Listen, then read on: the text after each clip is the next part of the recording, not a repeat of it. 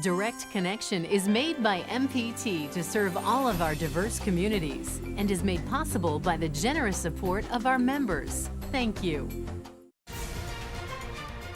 Live from Maryland Public Television, this is Direct Connection with Jeff Salkin.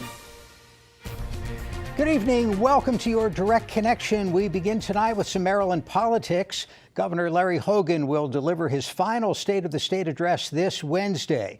The governor's term limited, so this is a good chance to see what Marylanders think of their first two-term Republican governor since the 1950s. Joining us to answer your questions tonight is Dr. Malia Cromer, director of the Sarah T. Hughes Center for Politics at Goucher College.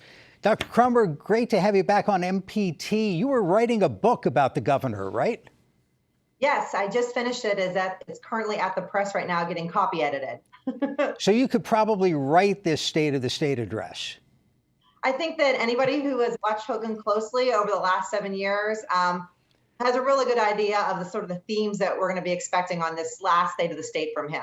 All right, we'll dig into that in a little bit. I think, the big question in Maryland politics for the governor is his future. Is there an opportunity for him to run for the Senate? He's certainly being recruited by national Republican figures to challenge Senator Chris Van Hollen. Is that realistic? Is it something he'd want to do, or does he really have his heart set on running for president? What do you think? Well, I mean, the governor has been pretty clear that while he's flattered with the national attention he's received from folks like Mitch McConnell, that he does not, he right now is not planning on running for U.S. Senate. That being said, obviously, if somebody like Mitch McConnell and national Republicans are encouraging him to get in the race, they've done some internal polling here in Maryland, or they wouldn't be encouraging him or offering to support his candidacy. So my guess is that it would be a competitive race between him and Chris Van Hollen. The governor has high approval ratings, but Chris Van Hollen is a formidable opponent. He polls well among Democrats. He's a fantastic fundraiser.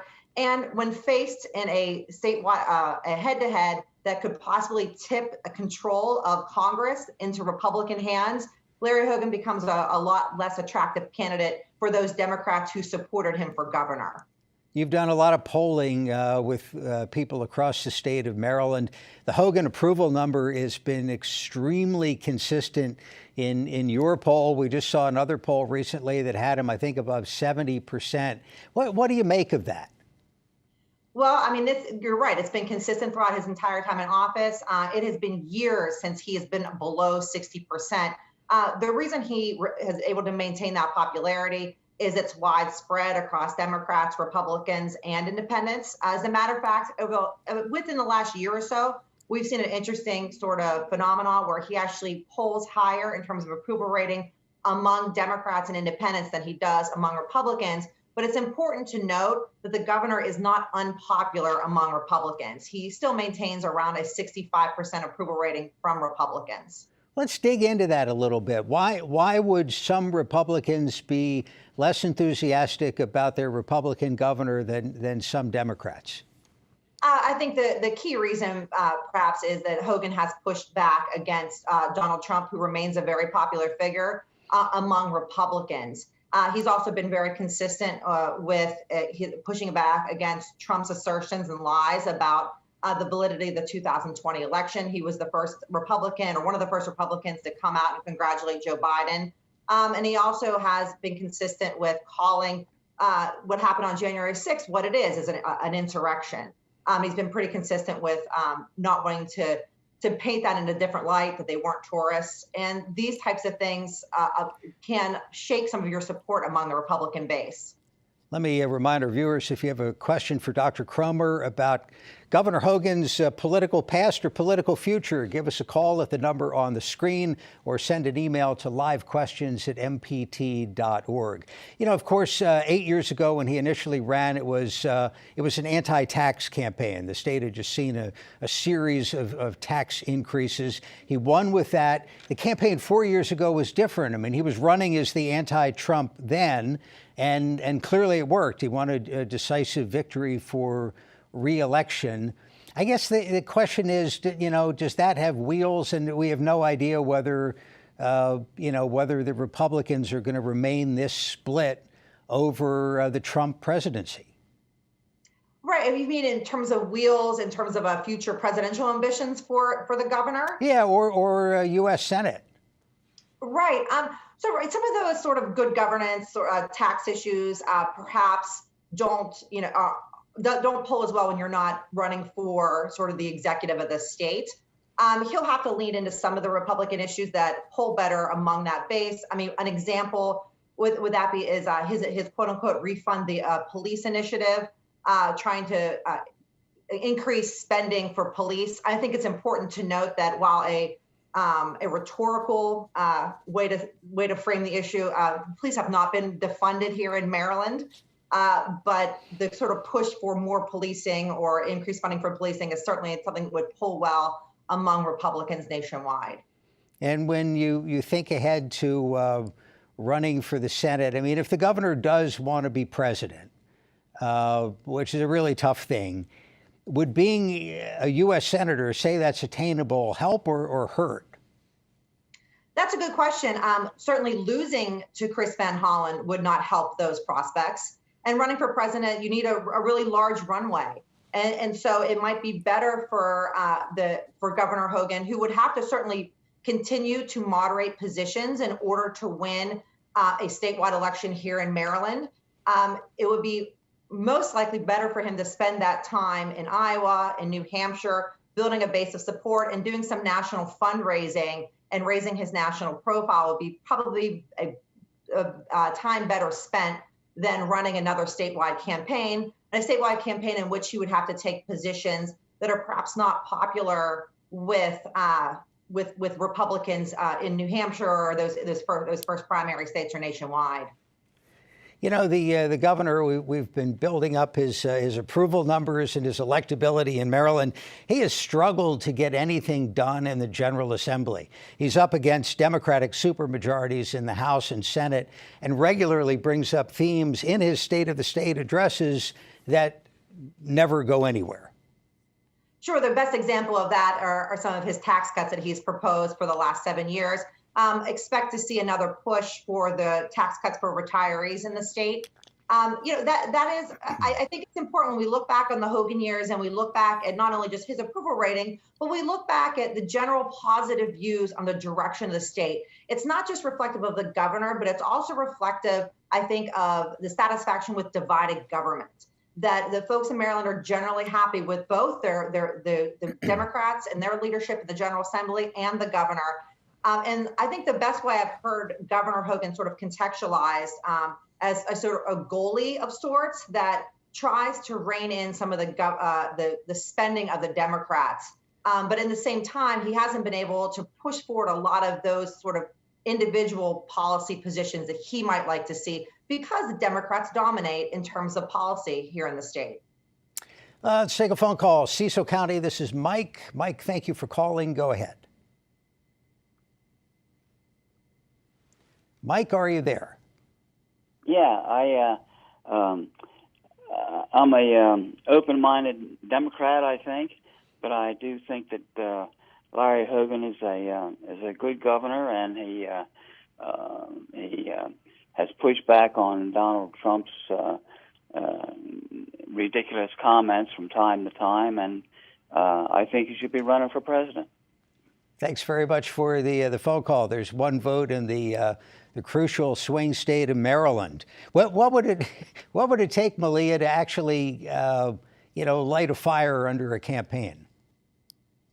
Well, it takes money first and foremost, I think, and that's another reason I think you're thinking about if there's a realistic path for Hogan to run for president, he's going to have to raise a lot of money, especially if you have somebody like Donald Trump in the race who has the full support right now of the RNC and all of the different funding sources for national Republicans. And so that's certainly what he's trying to build with An America United, his own political action committee. And so I think that, fundraising first and foremost and raising that national profile so folks outside of just here in Maryland know who he is. And that is really tough. Building statewide name recognition is tough. And any of the Democrats running right now for governor and the Republicans running for governor could tell you that right now. And if you think state recognition is hard, national recognition is a lot harder. Phone call from Virginia. Virginia, thank you for calling. Go ahead. Yes, I'm wondering what does he actually do for us seniors and citizens in Baltimore City? He does everything, Montgomery County, all out in the white area, nothing for the city. Thank you very much. And I don't know if the polling, Dr. Cromer, gets deep enough in terms of the number of people you survey in any particular jurisdiction to see how he rates among voters in the city. Right, it's hard for us to break down our polling because if you look at Baltimore City, they make up about 10% of the statewide population, so none of our sample sizes are really big enough. But to the caller's point, and I think it's a good one, Baltimore City being the largest city here in the state, the governor will be pressed on how things are going in Baltimore City if he does try to run for higher office.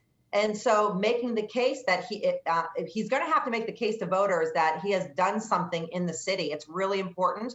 And right now, the city certainly needs investment in infrastructure. The city certainly needs more money for public education. And so he has about a year. If he would like to lean into that, I think the city would be certainly open to it. And lean into the crime issue as well. Absolutely. Where do we go now? Well, I have 30 seconds, so I can't ask you to dissect the upcoming campaign for governor, but we can remind people that you have a book coming out, but it's not coming out too soon, right?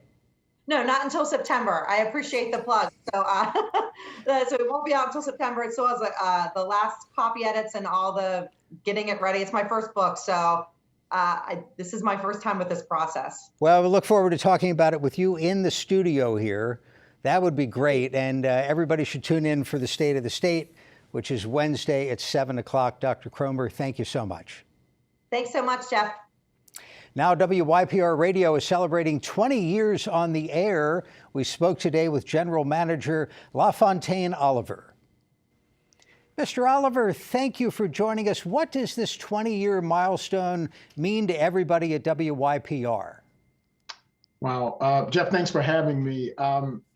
It means a time to celebrate. It means a time to look back on all of the accomplishments of the station over the past 20 years, to think about where we are today and then to reflect on tomorrow and what do we want to be to this community going forward. But I think overall it means a celebratory time for the folks who are a part of making our brand of public media, public radio happen each and every day, especially during this pretty interesting time of COVID, when we've been sort of asked to do that in different ways as we've been challenged by the pandemic. I was thinking about that because I listen to radio, used to work in radio, and I listen to radio all the time, especially when I'm in the car. But for the past 2 years, I really haven't been in the car as much as I used to be. Has that impacted your listenership, your support at all? Yeah, so I would say it's been an interesting ride because at the very beginning of the pandemic, we saw a high watermark for our ratings and for our membership and donors. And that was, I think, a testament to the fact that when you have a crisis, when you have important things that are happening in your community, people look to public media and public radio to get the real story, to get the answers, to get informed. And so we saw a huge spike in our listenership right at the beginning, and we had some of our best fund drives and things like that. And then we saw a pretty steep drop off because, as you know, from working in radio, commuting and radio sort of go together like peanut butter and jelly. When you don't have folks in their automobiles, mainly during morning drive and afternoon drives, getting those turnstiles moving and listening to the station, you see the drop off in listenership, and typically that then follows with a drop off in support. But I will say, the local Baltimore community has sustained us quite well during the pandemic, and so as we sort of rode the highs and lows of the ratings and audience trends based on stay-at-home orders and things like that, with people working from home and commuting less. Our audience stepped up big time, and really they have supported us in a major way through this pandemic. Yeah, and this is a good chance to salute the people that have long worked at WYPR. You've got terrific news people that we're lucky we get to talk to on a regular basis. Great interviewers, variety of programs. Tell me about the market a little bit from a public radio standpoint. I think of you as the Baltimore NPR station, but you're also heard in different parts of the state, and there's other public media in different parts of the state and in Washington as well. How do you think about your market and your place in it? Yeah, that's a great question. So this is a rich market when it comes to public radio and public media. And I'd like to say, WYPR would not be WYPR without the other public radio stations in this market. So, whether we're talking about WEAA, licensed to Morgan State University, where I had the pleasure of working for a number of years, or WTMD, that was previously licensed to Towson University, now under our ownership group, or WBJC, licensed to Baltimore City College. It's a rich market. And then you get WAMU, which comes in out of Washington D.C. So a rich and competitive marketplace. And then I would just say, now in sort of the digital space, we are more broadly defining our reach, because we have people listening to us, whether they are streaming on their computers, whether they are listening to us on their cell phones through our mobile app, or listening on smart speakers at home. We are reaching people all over the country, and dare I say, all over the globe. But certainly, we focus in our efforts on really trying to super serve Baltimore and the surrounding counties. But it's a competitive and rich market that I said, these last 20 years for WYPR would not have been what they are without those other media outlets. And we also have our signal over in Ocean City, in Frederick. So we cover quite a bit of our region with our brand of public media. You, in addition to your day job at WYPR, you're also the chairman of the board of directors for NPR. So you have a national view. What are the challenges for other stations in other kinds of situations? Yeah, I would say one of the big challenges really is embracing our digital future and really meeting audiences on whatever platforms they may roam, and figuring out how we make sure that what we do remains relevant for younger, more diverse audiences, and also, just competing with some pretty well-resourced competitors who are now sort of waking up and discovering what we've known all along, which is that audio is where it's at. For a number of years, many have been saying there's sort of this audio renaissance where everyone is interested in audio and podcasting, and sort of this age of convergence, that blurring of lines between media, where we're all sort of playing in each other's sandbox. Those are some of the things that I think nationally, when you look out, is offering both challenges and opportunities for local stations. And then the other thing I would just point out is, we are seeing in many communities across the country the demise of local news and journalism, which for so many years really has been led by our legacy brothers and sisters on the print side. And so we're now starting to see some deterioration there. And so for many of us, our communities are calling for us as the public radio stations to become more of a primary source of news and information in our community. So not just sort of secondary, but really looking to us for everything from the news of the day to various types of content verticals and beat reporting to more enterprise and even investigative reporting. And so those are some of the things that I think nationally, as I look out and also talk with colleagues, that I think is facing all of us at this point. So if our viewers, Metro Baltimore, haven't listened for a while, 88.1, correct? That's right. Very good. LaFontaine Oliver is General Manager of WYPR. Sir, thank you for the time. Thank you. And now to the MPT Sports Desk, where Jim Hunter has the latest on the lead up to the CIAA basketball tournament. Thanks, Jeff. The CIAA basketball tournament will tip off next month in Baltimore downtown. Now, what does this mean for the city? This is an exciting event that's coming to Charm City. And we're joined now by Ricky Smith, who is the Chief Executive Officer for the Baltimore-Washington International Thurgood Marshall Airport. Ricky, it's a pleasure to have you here today. And let's first talk about the basketball part of this. How big is this for Baltimore, and how big is this for the CIAA to come to Charm City for their tournament? Well, first of all, Jim, it's an honor being with you, and thank you for this interview. I'm truly honored to be talking about this opportunity. The CIAA, or the Central Intercollegiate Athletic Association's tournament, is one of the most attended basketball tournaments in the country, believe it or not. And we're just honored to have it in Baltimore City this year, as you stated, next month, February the 22nd through the 24th. What it means for Baltimore has a rich tradition in basketball. There are a number of basketball legends that have come out of the city or the metropolitan area that established Baltimore as a basketball town, if you will. To be able to host, as one of the top 10 cities in the country, one of the largest population of African Americans in the country, to host this basketball tournament in the Baltimore metropolitan area means that that the CIAA Association recognizes Baltimore and its community and its role and its importance in the HBCU community.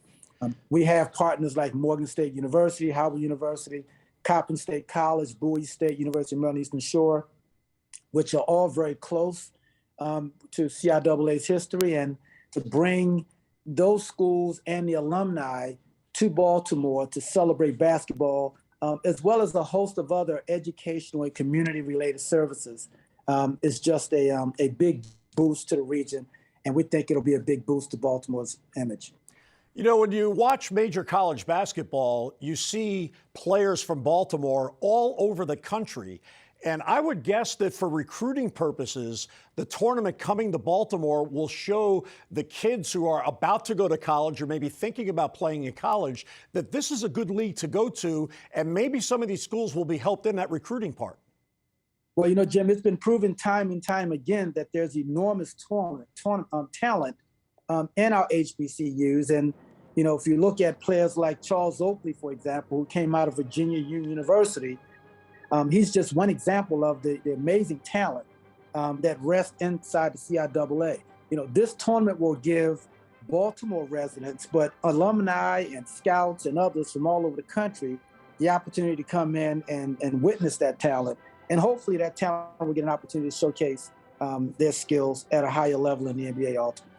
Well, I'm a Knicks fan, so I know how important Charles Oakley was when he came out of college and went to the NBA. Now, let's talk about the city and the potential economic impact that the tournament will have while you're here for those 3 days. So, you know, conferences and tournaments like the CIAA tournament plays a couple roles. One, it obviously brings an economic impact to the city. Local small minority businesses will benefit from the spending that the attendees will bring to the area. But it's also a great marketing opportunity for the city. We'll be able to showcase to the world that Baltimore is a very positive city. It is a booming city. It's a very energetic city, and that we can host major events like the CIAA tournament successfully. And hopefully that will position Baltimore to win and attract other major events like conferences and other basketball and sports events to the area. Well, as you say, Ricky, the basketball part of this is obviously the hook, but there will all be the side events, the parties, and the convention of the alumni getting together. Those are very important for the city because it's important for the schools. So, Jim, you're right. I mean, basketball will obviously be the draw, and we certainly want to celebrate that. But what makes the Baltimore CIAA tournament more special is its emphasis on education and community service. We will have a number of events all aimed at enhancing attendees' appreciation for education in our culture, and to also bring them face to face with the social issues that the African American community is dealing with, not just in the Baltimore area, but around the country. And hopefully we will get them engaged. We will inspire them to show leadership and to become engaged in solving many of those issues. Well, Ricky, this is very exciting for the city. It's very exciting for the conference, and we really appreciate your visit today. Thank you for the kind words, and best of luck with this tournament. Thank you, Jim, and looking forward to next month. Jeff, let's send it back to you. Jim, thank you, and stay tuned to Direct Connection and the MPT Sports Desk for updates as we get closer to the tournament. And if you need information anytime, just visit theciaa.com. That is Direct Connection for this week. We're back Friday with State Circle and coverage of the General Assembly. We will have reaction to the governor's State of the State address. That's Friday evening at 7. Now, for all of us at MPT, I'm Jeff Salkin. Thanks for watching Direct Connection, and have a good night.